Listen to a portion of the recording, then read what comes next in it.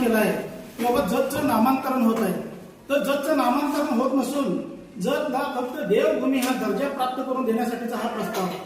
जतला याच्या आधी तुम्ही दुष्काळी जत म्हणून हिणवलं, आता ते हिणवणं थांबवा.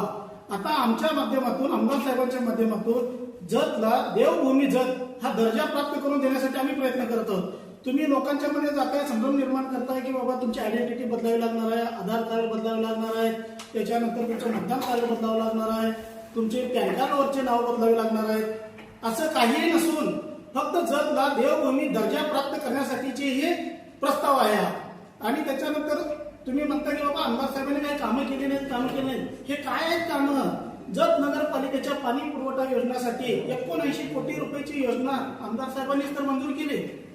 त्याच्यानंतर नगर परिषदेच्या सोलार प्रोजेक्टसाठी आता जत नगरपालिकेचं विजेचं बिल 18 लाख रुपये आहे महिन्याचं बिल 18 लाख रुपये येतं.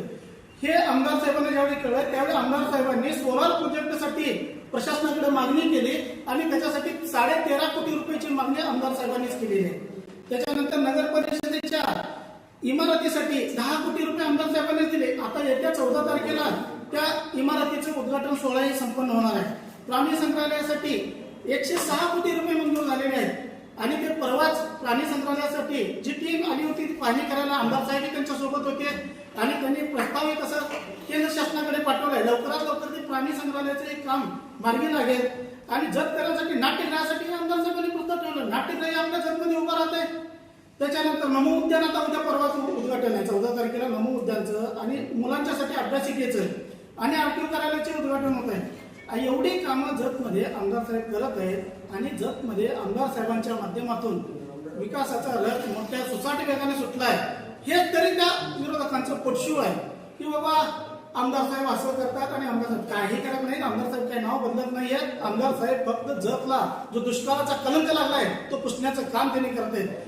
जत तालुक्याच्या विकासाच्या मुद्द्यावर आजपर्यंत कोणीही काम केलं आणि आमदार साहेब जसे निवडून आले आणि त्यानंतर त्यांनी जो विकासाचा धडाका लावला आहे आणि त्या विकासाच्या मुद्द्यावर आता आपण त्यांच्याबरोबर स्पर्धा करू शकत नाही किंवा त्यांच्याबरोबर आपण टिकू शकत नाही.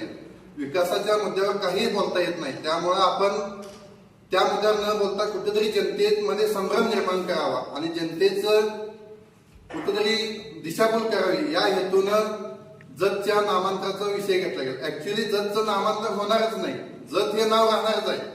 फक्त आतापर्यंत जत तालुक्याला दुष्काळी जत म्हणून हिणवलं गेलं जात होतं ते कुठेतरी थांबून जतला आमदार साहेबांच्या माध्यमातून देवस्थानच्या विकासासाठी भरपूर निधी आतापर्यंत आला. जवळपास 40 कोटीपेक्षा जास्त निधी आतापर्यंत उपलब्ध झाला आणि येणाऱ्या काळात सुद्धा जतच्या विकासासाठी देवस्थानच्या विकासासाठी आणखी भरपूर निधी उपलब्ध होणार आहे.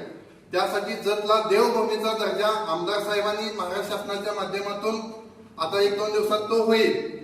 हा कुठेतरी पोटशो आणि जनतेमध्ये आमदार साहेबांच्या बाबत असणारी लोकप्रियता याच्या कुठेतरी दिशाभूल करावी या हेतूनं जतचं नामांतरण करणं. ऍक्च्युअली देवभूमी जत हा असंच नाव राहणार आहे. जतच्या नावात कुठेही बदल होणार नाही. त्यामुळे जत तालुक्यातील सर्व जनतेला माझं कळकळीचं आव्हान आहे की आपण कोणत्याही दिशाभूल भूलथापांना बळी न पडता जतचं नामांतर झालेलं नाही. जत हे नाव आहे असं राहणार आहे. फक्त देवभूमी जत असं नाव होणार आहे. त्यामुळे कोणत्याही भूलथापांना बळी पडू नका. विकासाच्या मुद्द्यावर बोलायला गेलं तर आतापर्यंत झालेल्या लोकांना पंचायत समितीची इमारत दिसत नव्हती का? नगर परिषद स्थापन होऊन किती वर्ष झाली? ती इमारत दिसत नव्हती का? विकास म्हैसाळ विस्तारित योजनेला आता तिसरी सरदारी टाकत आहे. पानंद रस्त्याच्या माध्यमातून जवळपास 37-38 कोटी रुपये उपलब्ध केले जात आहेत. प्राणी संग्रहालयाला 106 कोटी रुपये आता केंद्र शासनाच्या माध्यमातून उपलब्ध होत आहेत. आरटीओ कार्यालय झालं. आरटीओ कार्यालय आतापर्यंत करता आलं नव्हतं का? नाट्यगृह होते, मग आतापर्यंत नाट्यगृह दिसलं नव्हतं का?